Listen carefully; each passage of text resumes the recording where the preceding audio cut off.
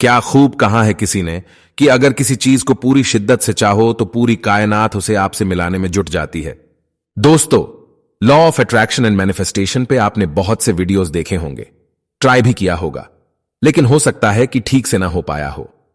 आज हम इसको सिंप्लीफाई करके समझाएंगे ताकि इसे आसानी से किया जा सके। हम सीखेंगे कि कैसे अपने डिजायर्स को पूरा करने के लिए पूरे यूनिवर्स को काम पे लगाया जाए। स्कूल में आपने एल्बर्ट आइंस्टाइन को तो पढ़ा ही होगा। Einstein said, energy cannot be created not destroyed, it can only be transferred from one form to another in this universe and always try to reach to its origination. इट मीन्स जिस तरह की एनर्जी हम बाहर छोड़ेंगे उसी फॉर्म में वो हमारे पास वापस लौटेगी। अब ये हम पर डिपेंड करता है कि हमें पॉजिटिव एनर्जी वापस चाहिए या negative. Of course everybody wants positive energy back. अब जब हमें यह समझ आ गया कि अगर हमें पॉजिटिव एनर्जी वापस चाहिए तो यूनिवर्स को भी पॉजिटिव एनर्जी ही देनी होगी। मींस अगर हम ब्रह्मांड को अपनी इच्छाएं बताने के लिए लॉ ऑफ अट्रैक्शन का इस्तेमाल करने के लिए तैयार हैं, तो सबसे पहले हमें पॉजिटिव माइंडसेट का निर्माण करने से शुरुआत करनी होगी और फिर यहां से स्टार्ट होती हैं अपने डिजायर्स को पूरा करने के लिए पूरे यूनिवर्स को काम पे लगाने की techniques. First technique is always positive terms में ही अपनी इच्छाओं को कहिए। लॉ ऑफ अट्रैक्शन कहता है कि यह यूनिवर्स हमारे द्वारा इस्तेमाल किए जाने वाले शब्दों को पकड़ता है, न कि उनके पीछे के इरादे को। इसलिए अपनी इच्छाओं को कहने के लिए नहीं या मत जैसे नेगेटिव शब्दों का इस्तेमाल नहीं करना चाहिए। फॉर एग्जाम्पल, मैं हारना नहीं चाहता से हारना शब्द बाहर जाता है, जबकि मैं जीतना चाहता हूं कहने से जीतना शब्द बाहर जाता है। इसी तरह मैं फेल नहीं होना चाहता कहने से फेल शब्द यूनिवर्स में जा रहा है। इसके बदले हमें कहना चाहिए, मैं अच्छे मार्क्स से पास होना चाहता हूं। यह कहने से यूनिवर्स पास शब्द को पकड़ेगा। इसलिए हमेशा इस बात का ध्यान रखें कि जब भी यूनिवर्स को मैसेज भेजें तो हमेशा पॉजिटिव शब्दों का ही इस्तेमाल करें। सेकंड टेक्निक इज, आप अपने जीवन में क्या चाहते हैं उस पर फोकस करिए, न कि उस पर जो आपके पास नहीं है। उदाहरण के लिए, आप अपनी मनपसंद कार लेना चाहते हैं और आप हमेशा सोचते हैं कि काश मेरे पास एक ऐसी कार होती जो बार बार न बिगड़ती। इस तरह सोचने से लॉ ऑफ अट्रैक्शन इस पर काम नहीं करेगा, क्योंकि जब आप ये सोच रहे होते हैं कि काश मेरे पास एक ऐसी कार होती जो बार बार न बिगड़ती, तब भी आप अपनी पुरानी कार पर ही फोकस कर रहे हैं, नई पर नहीं। इसलिए आप इस तरह से कल्पना करिए कि आप नई कार चला रहे हैं। इससे फोकस उस पर जाता है जो आप अपने जीवन में लाना चाहते हैं, बजाय उसके जिसे आप अपने जीवन से हटाना चाहते हैं। इससे ब्रह्मांड को एक पॉजिटिव संदेश जाता है। Third technique is visualisation. अपने सपनों को पूरा होते हुए देखिए। अपनी आंखें बंद कीजिए और कल्पना करिए कि आप वही जीवन जी रहे हैं जो आप चाहते हैं। कल्पना कीजिए कि आप अपना मनपसंद काम कर रहे हैं।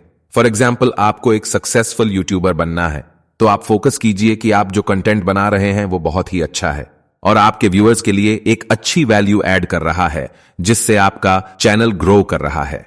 इससे आपके इरादे सुदृढ़ होंगे और उनको वास्तविकता के और निकट लाने के लिए आपके अंदर एक पॉजिटिव एनर्जी का संचार होगा। फोर्थ टेक्निक इज, जो भी आपके पास है उसके लिए यूनिवर्स को धन्यवाद दीजिए। आज आपके पास जो भी है वो आपने यहीं इसी जीवन में पाया है। इसलिए जीवन की अच्छी चीजों के बारे में आभारी होने से आपको अपना जीवन बेहतर लगने लगता है, जिससे आपके पॉजिटिव माइंडसेट को समर्थन मिलता है। जिन चीजों के लिए आप आभारी हैं उन्हें जोर से कहिए या अपने मन में बार बार रिपीट कीजिए। आप उन लोगों का भी धन्यवाद कर सकते हैं जिन्होंने आपके जीवन में अच्छी चीजें शामिल की हैं। इसके अलावा हर सुबह जब आप बिस्तर छोड़ते हैं उसके बाद 3 ऐसी चीजें लिखिए जिनके लिए आप आभारी हैं। इससे आपको अपना दिन अच्छे मूड में शुरू करने में बहुत मदद मिलेगी। फिफ्थ टेक्निक इज कर्म करना। फ्रेंड्स, अब सबसे इंपॉर्टेंट बात, and that is taking action. एक बार जब आपने अपने माइंडसेट एंड आसपास के एनवायरनमेंट को पॉजिटिव बना दिया, तो अब यह तो श्योर है कि रिजल्ट्स तो आपको पॉजिटिव मिलने शुरू हो जाएंगे, लेकिन कर्म तो आपको करना ही होगा। अगर आप ये सोच रहे हैं कि अब मैं आंखें बंद करके सिर्फ पॉजिटिव सोचता रहूंगा और घर बैठे बैठे सब अपने आप हो जाएगा, तो नो, इसका मतलब आपने लॉ ऑफ अट्रैक्शन को समझा ही नहीं। It doesn't work like that. There is no attraction without action. अब आप कहोगे कि अगर ऐसा है तो फिर ऊपर इतनी बड़ी स्टोरी किस लिए सुनाई? फ्रेंड्स, आपको यह समझना बहुत जरूरी है कि कर्म करना भी लॉ ऑफ अट्रैक्शन का ही पार्ट है। लॉ ऑफ अट्रैक्शन आपके लिए रास्ते खोलेगा, आपके लिए अपॉर्चुनिटीज क्रिएट करेगा और आपका कर्म उन अपॉर्चुनिटीज को हकीकत में बदलेगा।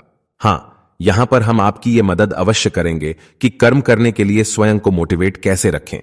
स्वयं को मोटिवेट रखने के लिए आप पॉजिटिव सेल्फ टॉक का इस्तेमाल कीजिए।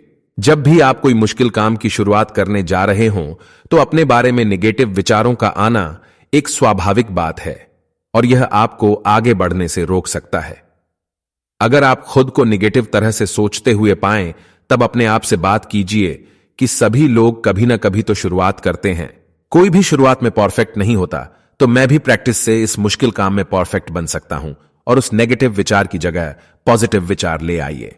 फ्रेंड्स, इन सब छोटी छोटी थॉट प्रोसेसेस से आप एक पॉजिटिव एनर्जी यूनिवर्स में ट्रांसमिट करेंगे और बदले में यूनिवर्स भी आपको पॉजिटिविटी ही देगा।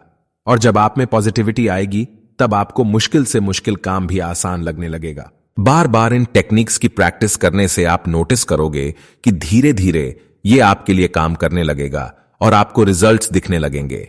दोस्तों, इस वीडियो में हमने लॉ ऑफ अट्रैक्शन की कुछ टेक्निक्स को सिंप्लीफाई करके समझाने की कोशिश की है, पर लॉ ऑफ अट्रैक्शन एक बहुत बड़ा सब्जेक्ट है जिसे और भी गहराई से समझने की जरूरत है।